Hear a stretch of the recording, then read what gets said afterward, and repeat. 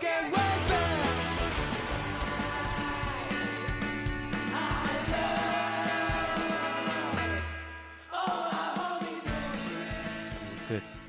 Hi, welcome to the Pardon the Punk podcast. My name is Ethan. This is Meg. Hi.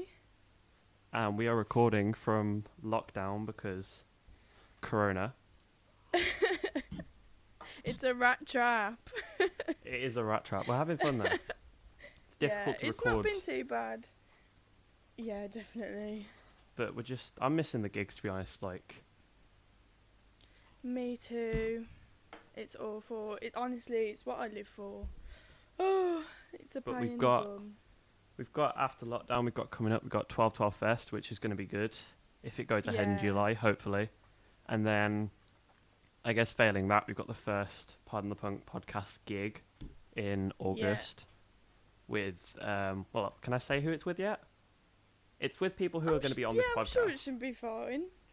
I mean, if you've been to a punk gig before, you can guess who's going to be on the lineup, but it's going to be good. I'm excited. The usuals. With a few others thrown in. Some new people. That's going to be fun. New faces, which should be fun. We'll have to throw those people on season 2. Yeah, definitely. Episode 1, the story so far. Ooh. So it's quite crazy, I think, how much the scene's progressed. It's a bit mad that we started off with 50 people at the Wagon, and it's gone to 300 people at Monroe's, going to see Pretty Vile. It's a bit mental. Sold out gigs, everything. It's amazing to see, really. It depends where you want to class the start of the punk scene, because Milk was the big one, and they had their last gig in 2018 in November. Yeah. And that was they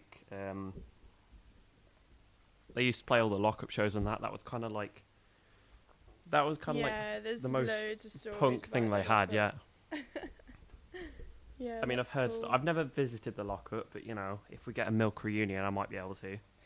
Yeah. Can't say too much about that at the moment, but.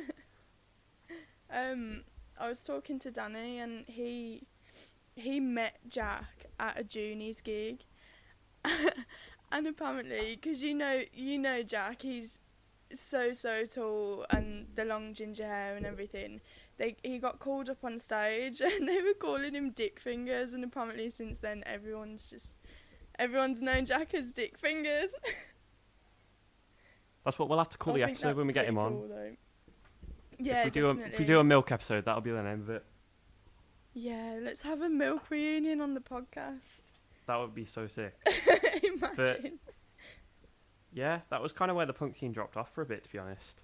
And then 15th of April last year, Pretty Vile's first headline. I didn't actually know them at that time. I didn't know anyone in the punk scene. Neither did I.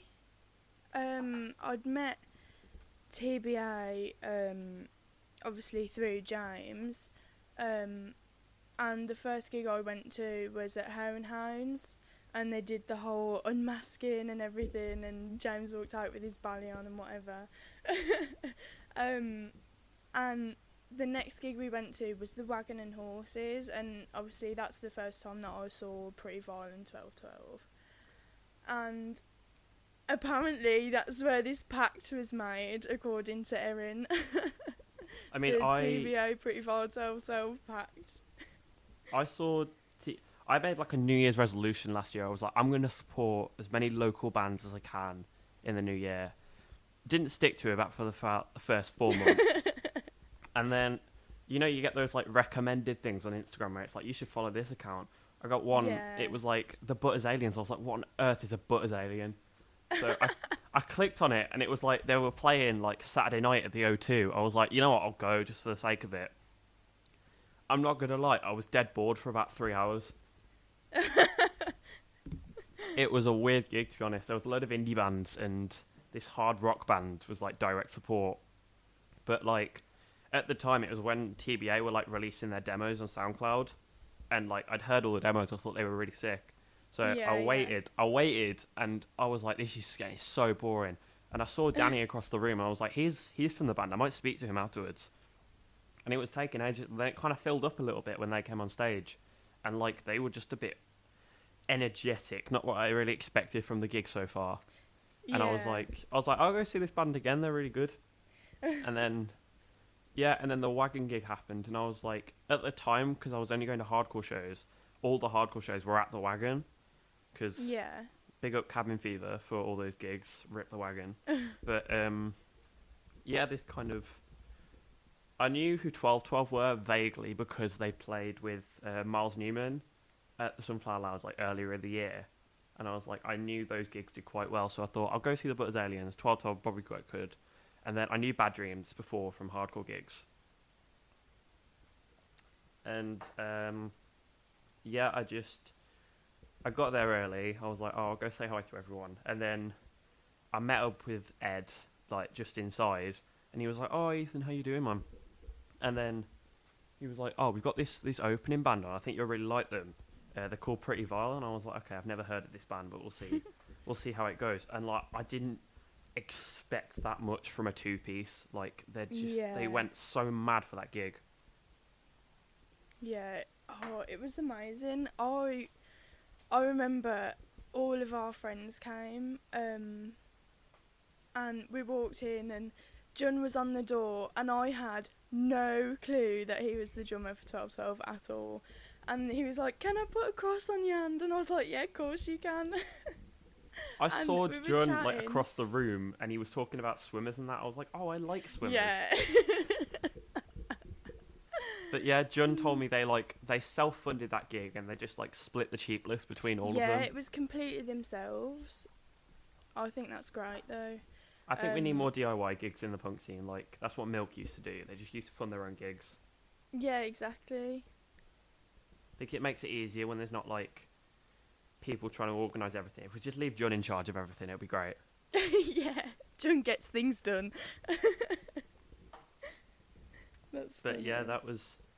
So obviously there was the Not Normal Not Okay gig on the 7th of June, which you work for, the charity.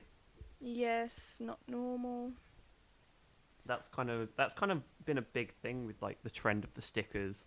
They were all over Mama Yeah, they're everywhere, aren't they?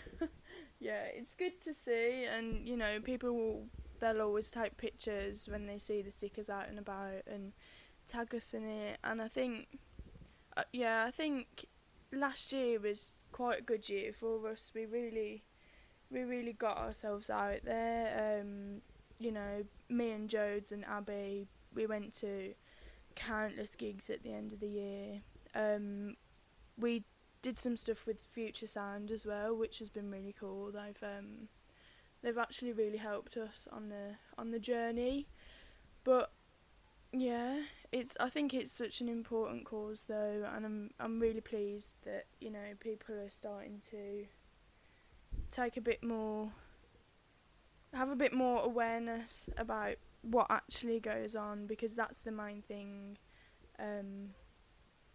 We just want people to know and be able to distinguish between, you know, I think, yeah, it is. In the industry. It's an important cause because, like, there's a lot of stuff that's been going on. Not really in the punk scene. I think the punk scene's quite family-based, whereas, like, in other scenes there is problems that seems to be going on. Like, a certain... So I don't know if I'm allowed to drop names, but a certain someone that my band was friends with recently got into trouble, and we had to ditch our new merch design, which was annoying. But, like, that kind of stuff doesn't happen in the punk scene because we've got... like Not Normal Okay, and like there's more of a community to it. Yeah, Not Normal Not Okay, we try to cover as many bands, people, areas as possible, but you are right, like the punks are a bit of a family, and there is a stigma around stuff like that, but punks are usually the friendliest. Maybe we don't look approachable all the time, but you know, I think they're some of the most accepting people, which is great. Yeah. And then I love that. We'll off the side track, we'll go moving on. 7th of August last year was the 12/12 headline with the Ernest Spears. I wasn't actually at that gig because I didn't know anyone at the time. I don't think I even knew it was happening. Like, I think it just completely went over my head, and then I heard about it like the next week. Yeah. Like, I think it sold out. If it did, that's kind of cool because like it was 12/12, and then I think the Ernest Spears and Pet supported, which is quite a good mix of the punk bands in the scene. I mean, we'll have an episode with Ernest Spears hopefully in the future because I want to hear more about the Worcester side of things because like they're not very Birmingham based, to be honest. There is a whole thing going on in Worcester, I reckon, with Kick the Clown and Ernest Spears and all that. Oh yeah, definitely. Do you know, it's quite, funnily enough, yesterday, I was listening to Doorman, and I know they hate it, but I can't think of anything else but them when I listen to that song now. From all the covers at the gigs. It is legendary. They always cover it. I don't know, it's like, if you have Pretty Violent and Ernest Spears on the same lineup, who's allowed to cover it? I don't know. Although we haven't heard the Pretty Violent Doorman cover in a while. I'm not going to say it's my favourite, but I do like it. Bring it back. Bring it back. That video. Oh, the video's sick, man. The video's ace. And then, gosh. speaking of Pretty Vile, after that was their headline at Sunny, which was 4 days after 12/12s, and it still sold out, which was good. Yeah, I know. I remember going to that gig, and I met a lot of people I didn't know before. I met this Welsh guy who was just there to see Kick the Clown, and he was no way. He was like, "Oh yeah, I'm into like doom metal and that, but like I know Kick the Clown, so I thought I'd come down." That's quite funny. It was great, man. I mean, I love Pretty Vile headline sets because it's like, it's not just like a gig. It's like you're going to see a whole performance thing when they do like. They had the tutus and all that at that gig. Best thing about them, the whole, you know, the opening bit. We are Pretty Vile. Like that when I saw it at Wagon and Horses for the first time, I was like, what the fuck have I just stepped into? I think that was how I felt as well. It was like I'd never seen any like proper punk gigs because I was just mind blown. There hasn't been a punk scene in Birmingham like properly for a while because obviously it was there in like the 90s and all that, and then it kind of died out a bit, and then it came back with Milk, and then it died out again. So when I saw Pretty Vile, I was like, oh wow, like punk bands still exist, and I was a bit blown away by it, to be honest. But yeah, their headline set, there was like a lot going on. They had like the backing tracks and stuff. They had, you know, the tutus, the costumes, and I think as much as I do like the whole thing they've got going on right now, if they change it, I'm excited to see what comes next. If they do an album or another EP or something, if they change up the stage routine. Yeah, but the great thing about them though is that they're also like showmen. They know how to put on a good gig. So yeah, it's like very, very exciting. I'm sure there's a lot of new prospects coming for them. I mean, yeah, we've got them. Still, we can't announce the lineup, but we might or might not have them on a headline gig soon. Which might I'll be or might excited not. To see. But yeah, and then I remember because Free Galaxy were at their gig because they're all from Coventry, and they were handing out these these postcards, and it was saying like, "Come to our headline next week, Pretty Vile supporting." I was on holiday, I was fuming, but like, it just looked very intense. I mean, you go to the punk shows; they are quite intense atmospheres. You're not. Yeah, of course. It's not one of those things where you can like kind of stand at the side and you're kind of going to avoid everything like you do. Yeah.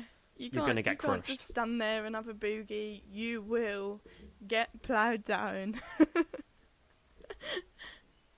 I love that about it though. Yeah, it's like you do have to be like in the zone for it, but once you've got it down, it's really exciting. Yeah, definitely.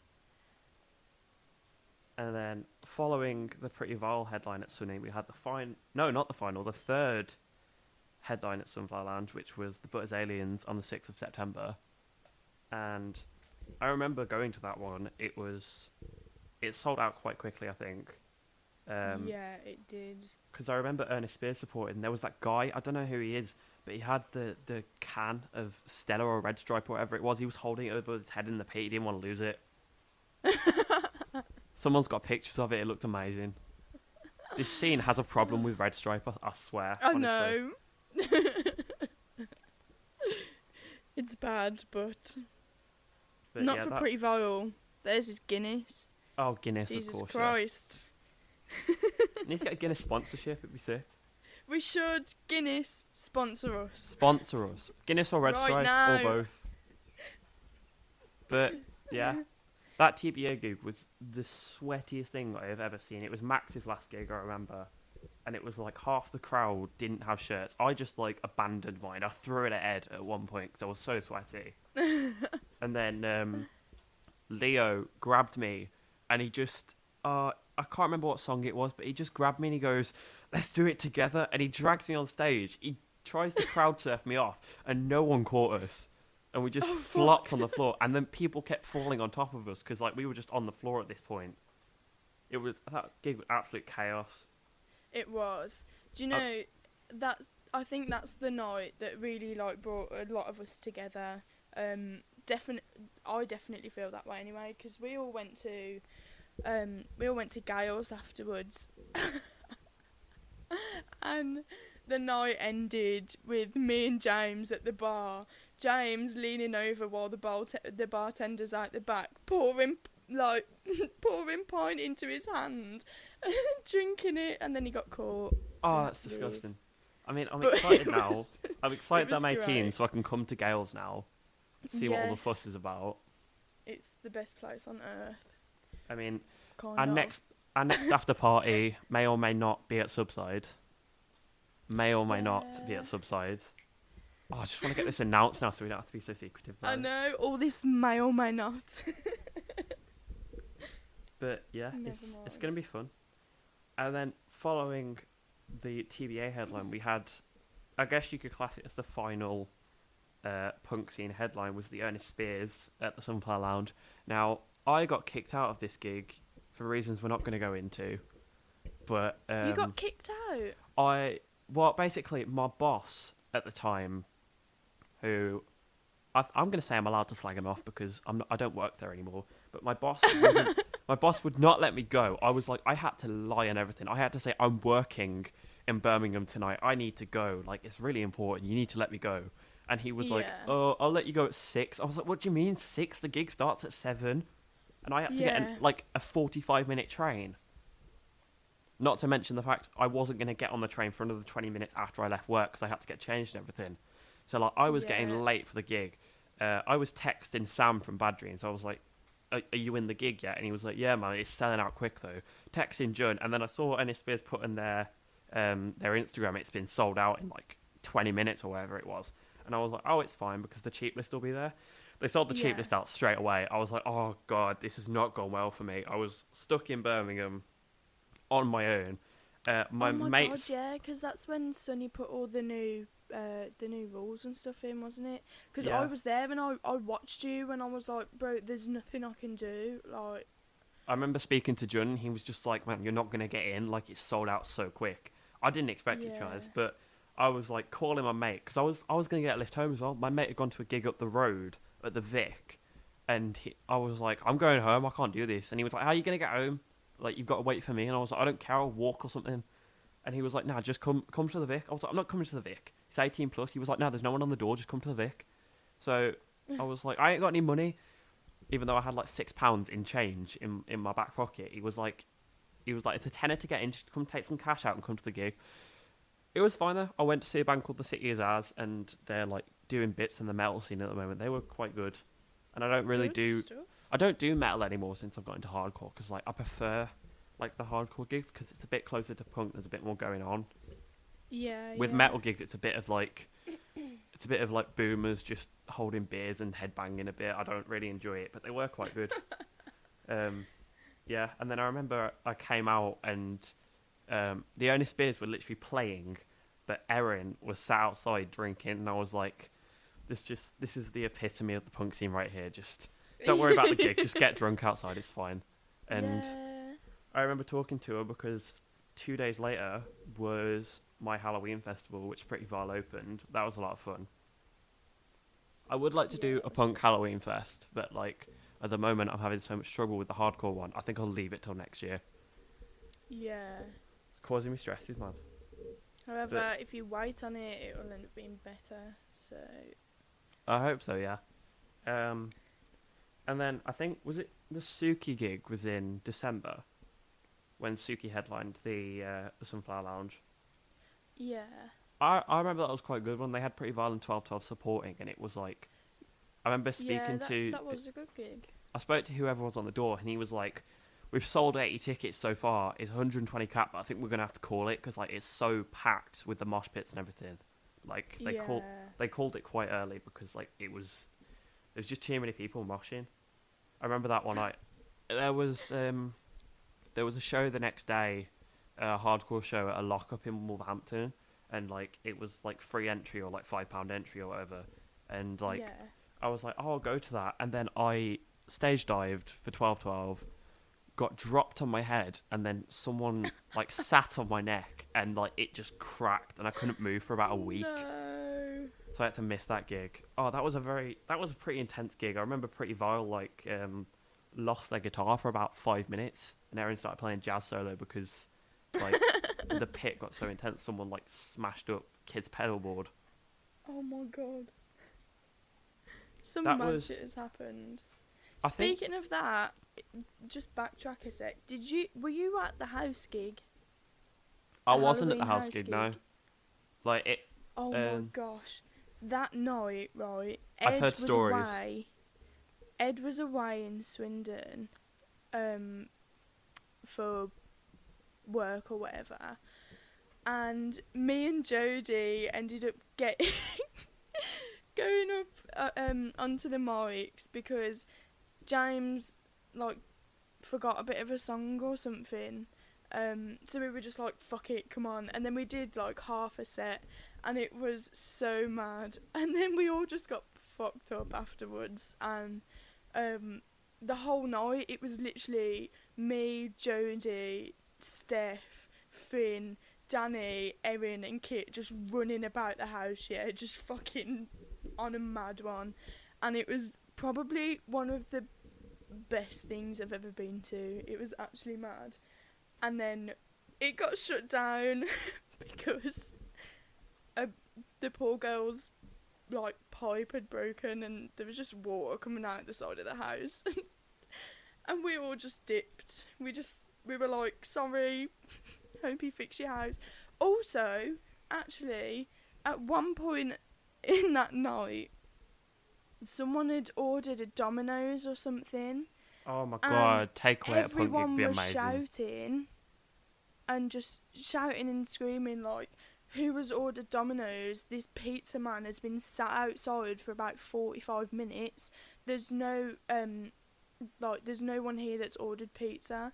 And we were like, come on, just give it to us. Like, someone's ordered it, so just hand it over. And he was like, no, we need a name. And long story short, he sat there for 45 minutes and then had to drive off because we couldn't find anybody who ordered a pizza. So I bet it was Ed just trying to mess with you. He just ordered the pizza to the house. Probably. Oh, oi, Ed, if you ordered that pizza, let me know. Oh. I mean, for this gig that may or may not be happening, we're definitely getting a pizza in because that's going to be good. I'm excited for that. I haven't had a Papa John's in like 2 months, and it's killing me. Like I had a Domino's last week. I don't trust myself because if I start ordering takeaway, I won't stop. That's my life at the minute. It's such a good thing McDonald's is shut. Otherwise, I'd be eating McDonald's literally every day. Funny. But yeah, moving on from intense gigs. 3rd of January this year, The Ton. Moving on from intense gigs, this is probably the most intense gig that I've ever been to. I don't know what about. We weren't allowed to move. We were still moving. That floor was... Oh, the floor. That was a great gig, honestly. I remember getting there thinking, oh, this is going to sell out so fast. It was £2 on the door.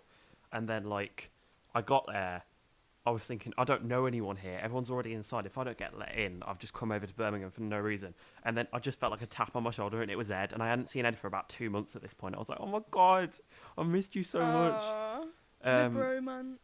who opened? Was it Mildew that opened that gig? It was, yeah. Yes, it was. Because we started moshing when they were That's the playing. first time I'd seen them as well. That was their first gig, and it was like we started moshing, and the barman was like, "No, no, none of this, none of this. You all stand still, or the ceiling's gonna go through." Boss man cow. Oh my gosh. Oh, that was horrendous. Because I was thinking, oh, okay, we can't mosh, we can still jump. No jump. I was like, okay, I can walk across the floor. No walk. You stand still. Can I nod my head? I was like, we weren't even allowed to nod heads. I was like, we'll see how far this goes. But I knew from the end of Mildeal's set, I knew like 12 weren't playing that night. Yeah, it was getting shut down. You could. To be fair, I probably could have told you that from the beginning. That was like one of the most punk gigs they've had though, because it wasn't like at an established venue. It was the Ton, and it was like 12 had organised it. It was just mayhem.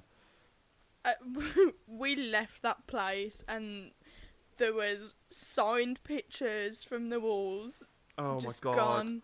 There was like signs stolen, everything. I saw when I went in. Ransacked. When I went in, I saw Liam, and Liam was like, "Tonight, I'm getting either 2 chairs or a ceiling tile." I was like, "It's not the attitude you should be going into the pub with." I think he actually did get his tile. He did get a tile in the end, yeah. Liam. But I just remember I saw so many insane things that night. There was the guy, I don't know if you saw him, there was a guy sat in the corner of the room and he was just chewing his tongue. His eyes were in the back of his head. I was like, that's not what you want to be taking. Whatever you're taking, it's definitely not it. That's what people used to do at Ton though. People just used to go there to get absolutely off it and have a pint without anyone asking why you're going in. Yeah, I mean, So- I went in. I'm not one for drinking, even though I could tell they weren't that fussed about IDs. But like, Yeah. I wasn't going there to drink. I just wanted some water because I was really like thirsty. And Yeah. I said it was during Hit the Floors set, and I said, "Can I get some water?" And she went, "I can't hear you." So I wrote it down, tap water, and she goes, "No, we don't do that." I What was the like, hell? how much of like You don't have any water. how pub can you get where alcohol is your main liquid? But yeah, Danny ended up It's buying me a beer pint or of Guinness. nothing. Like I drank a pint of Guinness to replace the water, and I did not feel good after that. Yeah, no. I can't even imagine. Because he bought it I and he was like, this is what Erin drinks, so I thought I'd try it, but I don't like it. You can have it if you want. And I downed it, and I was like, oh, I feel ill. Like I felt so ill. Yeah. But I It's not remember for downing. the police came, but they weren't actually there for the gig. I saw what I went remember down. that. Basically, we were sat outside, me, Danny, Ed, Steph, and the vocalist in my band, Tom. And then Yeah. Ed, Steph, and Danny went back inside, and there were these 3 like lads in like their 20s, like shouting at this guy who was like 45, 50-ish, and like swearing at him and stuff, like throwing bottles at him.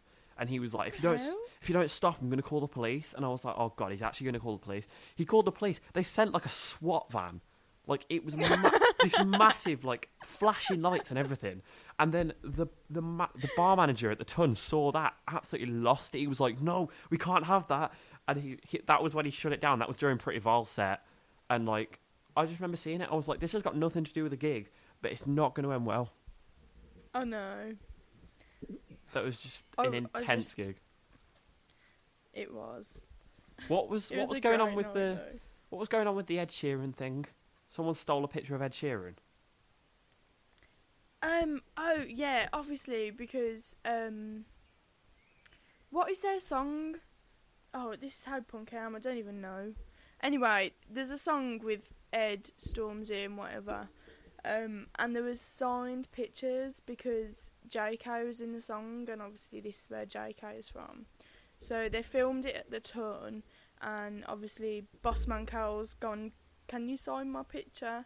And then they've put it up, and I think there was some UB40 ones as well. Yeah, Obviously, UB40 because goes to they're that from pub. around here. Yeah. And someone's nabbed them and just probably put them on eBay. But yeah, I just remember Liam got the, what, I don't know what you call it, but like the sign for the ton, and he had it around his neck, and he was just walking Oh my around with god, it, yeah. and I It was was like, like the proper floor sign with the stand that you'd put outside. he was getting ready as well. He was like, as soon as this gets shut down, I'm grabbing that and running. I was like, Liam, you can't do that, and he just grabbed it, put it around his neck, and ran out. And I saw it on his Snapchat later. He's funny. He broke his nose at the TBA headline. Oh god, At the yeah, O2. I got a picture of that. I've seen that picture because like we opened that gig and it was like, because Euphoric don't play a lot of gigs, but like we were pretty chuffed with that one. I just remember Liam getting smacked in the face. He was bleeding everywhere. The medics had to like get him home in a taxi. It was Yeah. like he was bleeding everywhere. I know. I mean, I've got fun stories from that night because like it was. I enjoyed that gig a lot because like we were supporting TBA, who I've been friends with for a while now. Yeah. But like one of my favourite metal bands ever, by Artist Murder, were playing in the next room. So my friends were at that gig instead of supporting me. Yeah, Oh, shut up, no Tom. way. Don't I even know like a lot you. of people that went to that one as well, I think. Well, I saw these guys from my town, and I was like, they're hardcore kids. They go to some hardcore shows. I was like, oh, hey guys, how you doing? They came in for our set 'cause they weren't even checking tickets originally. Came in for our set, started throwing spin kicks and that during our set. Then left, went to see one of the bands at the Eyes Murder, went out, because one of them's diabetic, I think, and they needed to get some food. So they went out, came back, and they were like, oh, you can't come back in if you've left. And he was like, yeah, but I've got my tickets. So they're twins, right? So one of them was stood outside, one of them was trying to run in, and he just runs past security, and then I just see security grabbing him by his arms and legs, like throwing him out the gig. It was like, you're banned from the venue for life. They were so hammered as well. No. I saw him the next week at someone's birthday party. I was like, oh, so how was the Artist Murder? He was like, that's not funny. But yeah. That's quite funny. And then, yeah, so the Artist Murder, like one of my favourite metal bands. And then I know the guy who was running that gig or organising or something. I know someone who Yeah. works at the O2, basically. And he was like, oh, come find me after your set. I'll get you into the Artist Murder. Couldn't find him because he was probably in some staff room somewhere.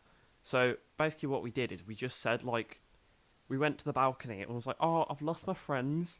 And the woman was like, oh, you can go in. Like, that easy. What So- the hell? So we just walked in. We watched the last two songs.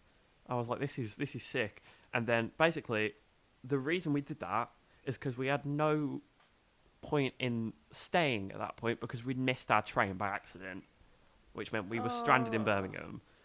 But our mates were in Dia's Murder, and we were like, oh, they're probably getting the train as well. And if they're not, we'll have to split an Uber with them, which would be cheaper 5 ways. So we waited for about 20 minutes outside. Literally, we saw everyone come out. I saw people from the hardcore scene who I didn't even know were at the gig come out of this gig before my friends. They were like the last people out, of course they were. I saw Ed come out before them. It was waiting for so long. Security had kicked me out because they were like, oh, you can't wait in the alleyways, you have to wait outside. Found them. I was like, guys, we've missed the train. And he was like, oh, I drove. I was like, when did you ever drive? It was like the one time I needed you to drive. You've actually driven. This is my look for the next 10 years gone. It was like we had just the right amount of seats to get everyone in and back to Stourbridge before like we'd have to Yeah. leave somewhere in Birmingham. So it went a lot better than we expected. But yeah, that Okay. was a fun gig. Okay, and then we'll move on to the biggest gigs we had. So obviously Pretty Vile got announced for their EP release at Mommers, which was like the biggest gig anyone's ever had in the punk scene. Yeah. But a week, no, not a week, 2 weeks before that, 1212 supported Flares at the same venue, and it sold out as well. And I think without that gig, like, it kind of wouldn't have been as meaningful to 1212 to play at the Pretty Vile show. Were you there? Do you know Yeah. what happened? Where was it? Mama Roo's. Wasn't it? Yeah, I was. So 1212 played about 4 songs, and then the entire venue shut down.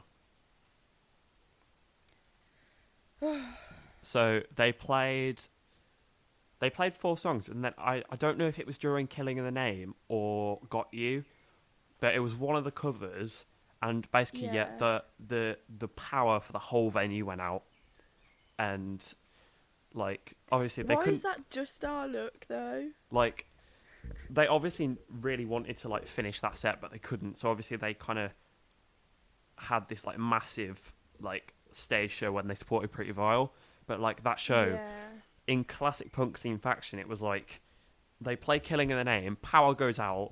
Instead of being normal, people start chanting, people start singing Wonderwall, people start doing the conga around the venue, going up the stairs and all that.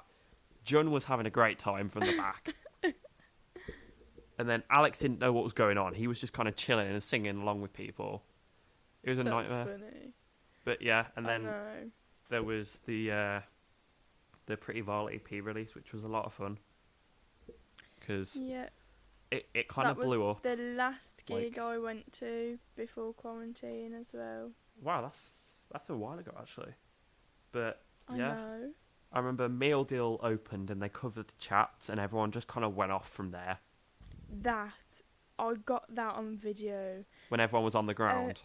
Yeah, so at the start of the video, it's the middle of the song, it's Bus Money by the Chats, and I'm shouting the lyrics at the front, jamming, and Erin jumps on my back as I start recording.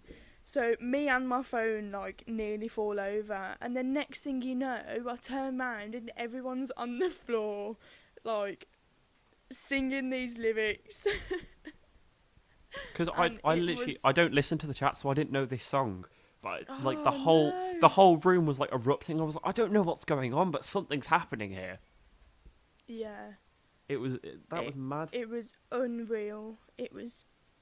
I think that's probably one of my favourite moments ever, and I am completely lucky to have caught that on video.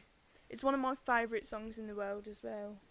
And then following that, we kind of introduced a new band to the scene. The Offbeats had to replace Pet because Pet couldn't play, and the Offbeats were amazing. Yeah, that was the first time that I saw them, but they were sick. They were so good. I mean, yeah, we may or may not have them on another gig, but may or may not. They played that set, and I was like, yo, these guys are really good. They should make sure they like keep it up. They don't want to like drop off the scene a little bit. But yeah, they followed that up with a gig with Meal Deal and TBA in some place I've never actually heard of. I can't remember where it was. Hang on. Oh yeah. Was it in Burntwood? I think it was. Yeah. Hang on. I'm sure it was Burntwood because I was gonna go. But I had the Cottage work. of Content in Burntwood. I have no idea where that is. Yeah. I missed out on that one, but apparently it was really good. But yeah, it looked like some like basement or something. It looked a bit mad. Yeah. But yeah, and then I remember TBA played, and it just kind of the room erupted because I remember when they played at the Ton, and they were slowly getting more energetic with their set, and then they started playing Greedy Puppets, and the whole room erupted. That was when it got shut down. I know. When I saw it at Mama's, it was like. It was a lot of energy. Danny is my favourite person to watch on stage ever. He's just a nutter on stage. If you just look at Danny for 2 minutes, there's something whack going on. He's just always doing something mad. It's like, what is going on in that boy's head? I know. I love him for it, though. It's funny. I mean, then we got to see Danny playing the iconic character Tina from the Pretty Vile song. Oh yes, that was. I've got videos of that because my GoPro died. I was meant to be making a montage of that night. My GoPro died during Pretty Vile, so I've got it on my phone. No. But yeah, Danny showed up in his weird little hospital gown and wig, and then the wig started getting thrown around the room. I don't know if they ever got that back. That was like a key prop for Pretty Vile shows. Oh. But yeah, and then Pretty Vile's headline set happened, and we learnt a very valuable lesson. Don't cut Erin West off. It won't end Do well. not cut the punks short. We're going to have to be really careful. I mean, we've set 2 headline sets at 45 minutes each for this True. gig that may or We may may not or be may happening. not have to be careful, I should say.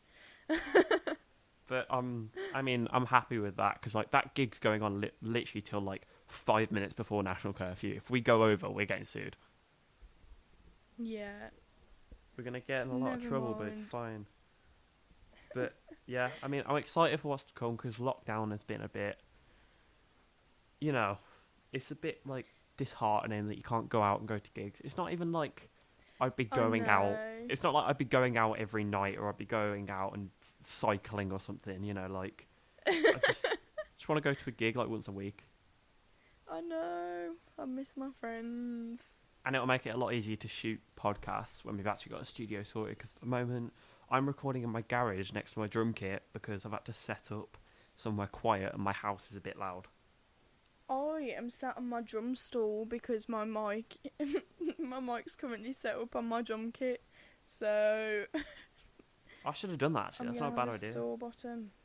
I mean, I am on my 4G. I've been on 4G for about 45 minutes now, so I'm about to use everything I've got for this month. But it's fine. It's fine, we'll live.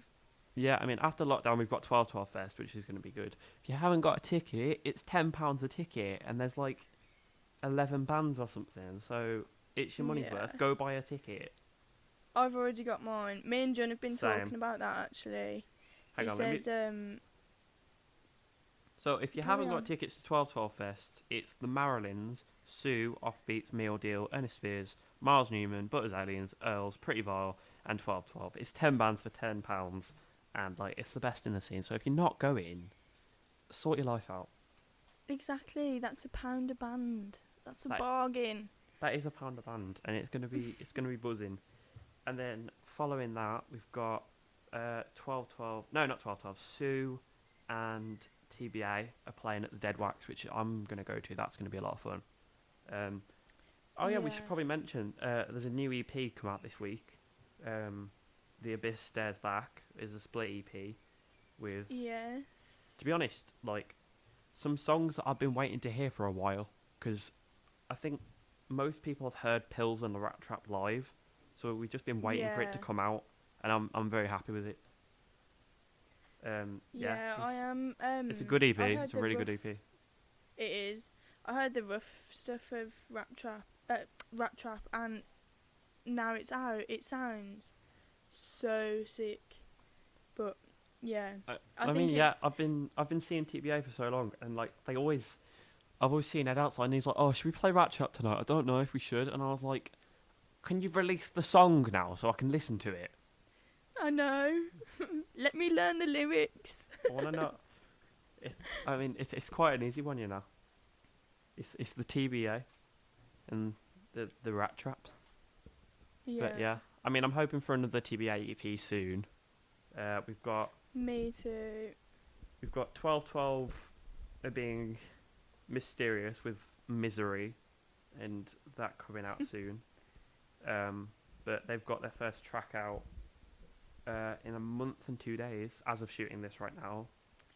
Yeah, and White obviously Powder, Pretty which is Vile gonna be worked their arse off. I mean, with yeah, Home Sweet Home is that album of the year. Well. yeah. EP, I mean, my bad. I don't know. There wasn't much teasing for Home Sweet Homies, which I thought there might be, but like I wasn't aware that TV license was going to be on the EP, which is like Me a very either, it's a very actually. iconic song. Because Yeah. they put a poll up and they were like, "Do you want to hear TV license and Future?" And I was like, "Future is the best Pretty Vile song because they release it already." But they put TV license on. Livid. I love TV license though. Yeah, it's quite an iconic punk song because obviously it's going at like the BBC and the government and all that, which I like. I mean, I like the Yeah. EP a lot, especially the last track because don't buy from your ice cream man if you vote Conservative. It's an attitude everyone needs to have. Some good advice in that song. Never kiss a Tory because they don't brush their teeth. We just need to get I mean, I know we've already had a diss track on Boris Johnson. We need to bring back Boris as a Pooh Man. I don't think they've played that in a while. That was one of the I good know, songs. we haven't heard that one in ages. Yeah, I'm hoping we get some old like hidden Legendary. gems from Pretty Vols headline Yeah. set next time. Because we haven't heard Doorman in a while. We haven't heard Boris as a Pooh Man in a while.